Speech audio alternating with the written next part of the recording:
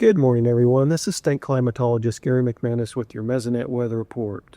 I really don't know what to say about the weather over the last week. We followed up our record number of tornadoes in early March with probably one of the worst firestorms we've seen in the state, in quite some time on Friday, March 14th. And that fire danger has continued on through early this week. So over that time frame, we've had at least 4 fatalities, which is absolutely horrible. We've had over 200 injuries, and we've had over 400 homes damaged by these fires. So just a horrible situation. And it's all due to, the fire weather that we've seen, and it's mostly the wind. Let's take a look at some wind maps from the Oklahoma Mesonet, and that'll show you why we've had these horrible fire conditions. So it takes those low relative humidities as well, but these winds are what really cause these fires to get out of control.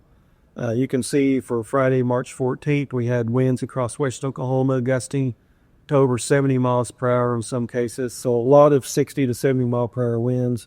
And even across eastern Oklahoma, where it's usually not as windy, we had winds from 50 to 60 miles per hour. So that's certainly the prime conditions to have these fires burn out of control and do all this damage. As I said, this wind has continued through the weekend into early this week, up and down, of course, but, as we've gotten into Tuesday and Wednesday of this week, the winds came back. Here you see from Wednesday, March 19th, we had winds again across western Oklahoma from 70 to 80 miles per hour. So, we've even upped the ante out there.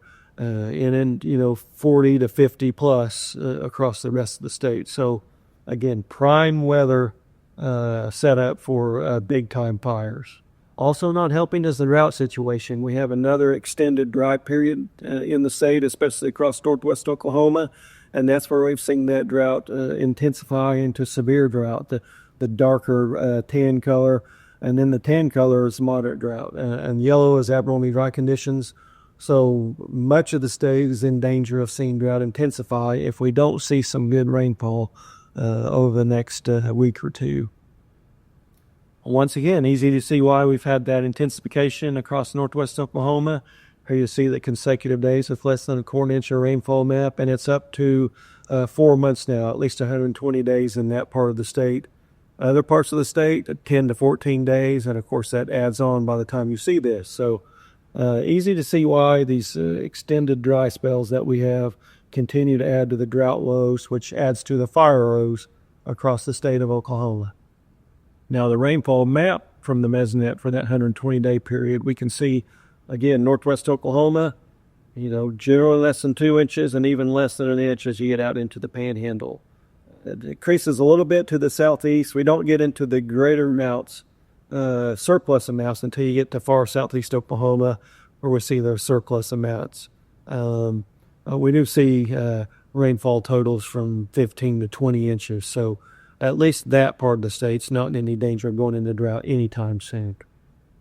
We have had a little bit of winter this week, but it does look like summer is going to try to nudge in, mostly spring though.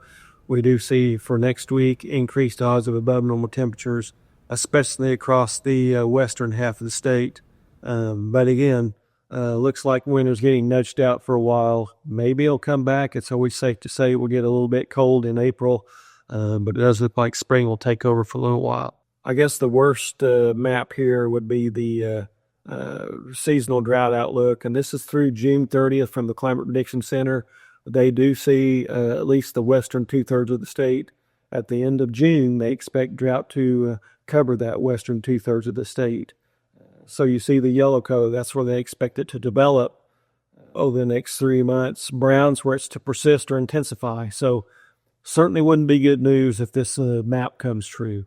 I guess the silver lining here is we are starting to get into spring. We're in the wettest part of the year in the state of Oklahoma, and fortunes can turn around pretty quickly if we get some storm systems through here. They do come with some bad stuff, but they also come with rainfall, and that's what we need.